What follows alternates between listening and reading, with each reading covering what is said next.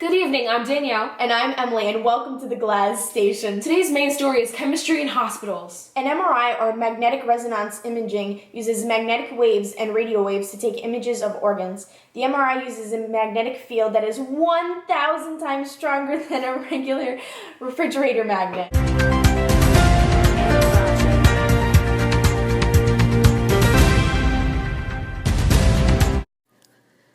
MRI is used when you have an internal problem that cannot be treated at a regular doctor's appointment.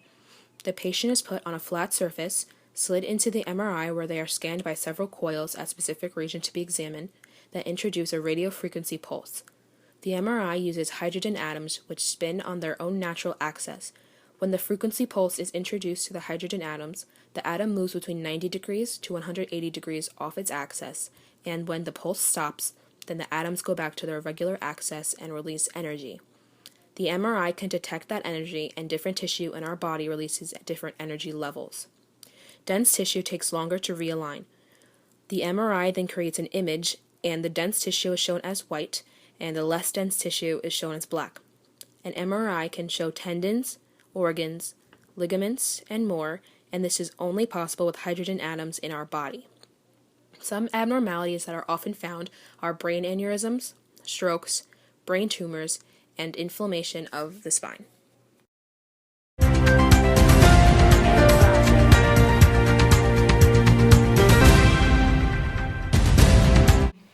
Our next topic is X-rays and radiation. Radiation is defined as the penetration of rays and particles emitted by a radioactive source. Most people know radiation as a cancer treatment. Radiation helps stop cancer by damaging the DNA cells to stop the cancerous cell from growing any further. Most people have gotten X-rays and they emit radiation as well. X-rays that are connected to computers are called CAT or CT scanners that take color images of organs. Here's a clip of an X-ray.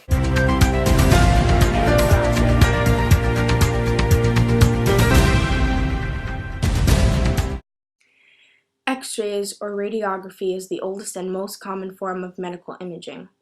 Light is a form of electromagnetic radiation, which is a kind of radiation including visible light, radio waves, gamma rays, and X-rays in which the electric and magnetic fields vary simultaneously. X-rays can be seen as visible light and as well as UV and infrared.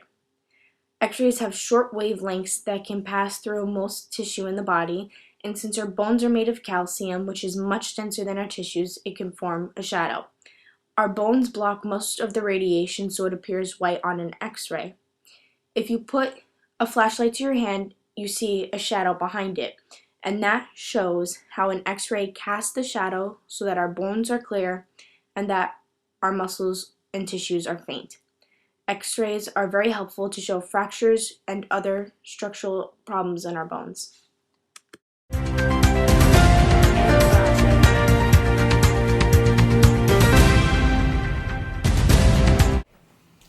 Now let's talk about PET scanners. They give off an exact spot of an infected area.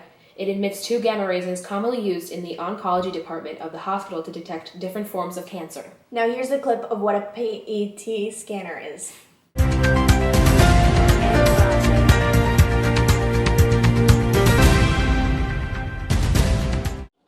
PET scanner is known as positron emission tomography.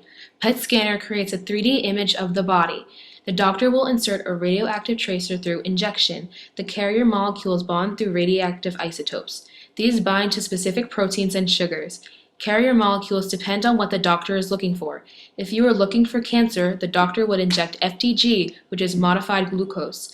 When the tissues in the body absorb lots of glucose, it suggests it's a cancerous cell.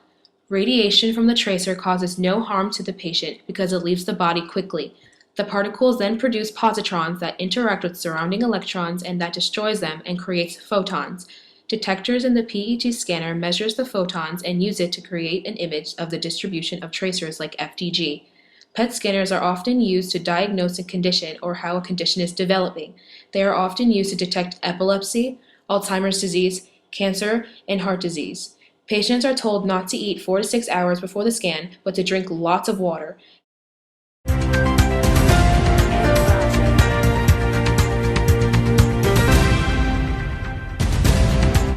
Danielle, Danielle, have you ever heard of a PET-CT scanner? I'm afraid I've never heard of it. What is it? Well, I'm glad you asked. It's a PET and a CT scanner put together. Wow! They create the best possible images, and organ malfunctions are easily detected when isotopes have been taken up in the organ. You learn something new every day, Emily.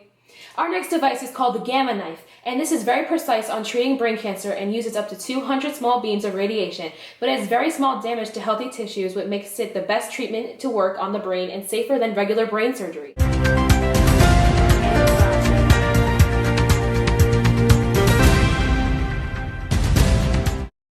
The Gamma Knife is a radiosurgery, which is a type of radiation therapy used to treat tumors and other abnormalities in the brain. The Gamma Knife uses 200 tiny beams of radiation on the designated target.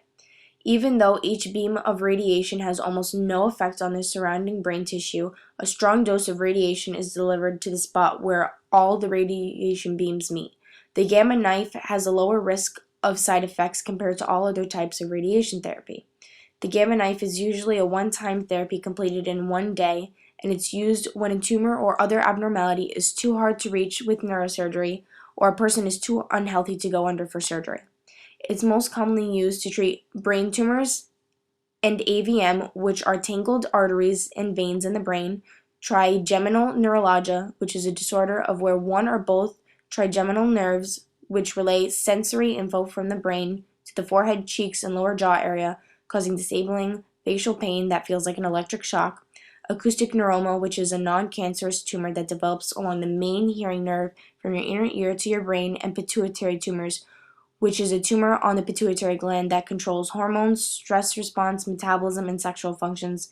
And the side effects are fatigue, swelling, scalp and hair problems, and it's said not to eat or drink after 12 o'clock the night before you go in for your Gamma Knife session.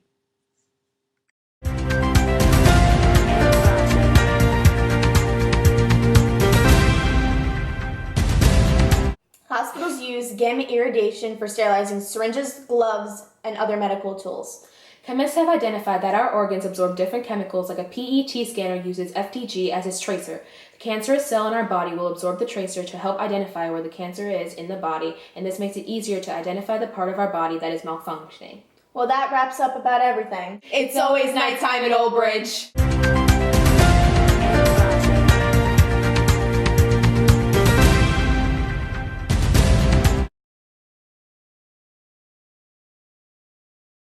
Okay, now let's review what we just learned. An MRI, or magnetic resonance imaging, the patient is put on a flat surface and then slid into the MRI, where they are scanned by several large coils that make a radio frequency pulse that moves the hydrogen atoms in our bodies off their axis, and when the pulse is removed, they release energy and the MRI can take an image. They are commonly used to look for tumors, brain aneurysms, spinal inflammation, and strokes, and dense tissue is shown as white and less dense tissue is then shown as black. X-rays have short wavelengths that can pass through most tissues in the body, and since our bones are denser than the tissue, they block most of the radiation, so our bones appear as white on an X-ray and our tissues look very faint. PET scanners, or positron emission tomography, uses a radioactive tracer that the carrier molecules then bond to, and then they bind to specific proteins and sugars. When the tissues in the body absorb large amounts of the tracer, then it is thought the cell is cancerous. When the positrons and electrons interact, they are destroyed and create photons. Those photons are then measured by the scanner to create an image, and PET scanners are used to detect epilepsy, Alzheimer's disease, cancer, and heart disease. The Gamma Knife is a radiosurgery that is a type of radiation therapy used to treat tumors and other abnormalities to the brain or in the head. The Gamma Knife uses 200 tiny beams of radiation, and each beam has almost no effect on the surrounding tissue but is very strong where the beam meets. This has lower side effects than any other type of radiation therapy. They are normally used to find brain tumors, AVM, trigeminal neuralgia, acoustic neuroma, and pituitary tumors.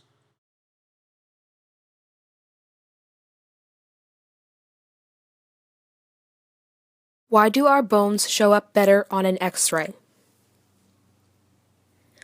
Bones are very dense and pose a stronger barrier for the rays. What happens to the hydrogen atoms in your body when the MRI emits a radiofrequency pulse? The hydrogen atoms move off their axis. How much stronger is the MRI magnetic field than a normal refrigerator magnet? It is 1,000 times stronger. How does radiation work as a cancer treatment? It damages the DNA cells to stop the cancerous cell from growing any further. What are X-rays that are connected to computers that take color images of organs? They are called CAT or CT scanners. What do hospitals use for sterilizing syringes, gloves, and other medical tools to clean them? They use gamma irradiation. What do PET scanners do? They give off an exact spot of an infected area and emits 2 gamma rays to detect different forms of cancer. What is radiation? It is the penetration of rays and particles emitted by a radioactive source. What is a PET-CT scanner? It's a PET and CT scanner put together and creates the best possible images. How many beams does the gamma knife use? It uses up to 200 small beams of radiation.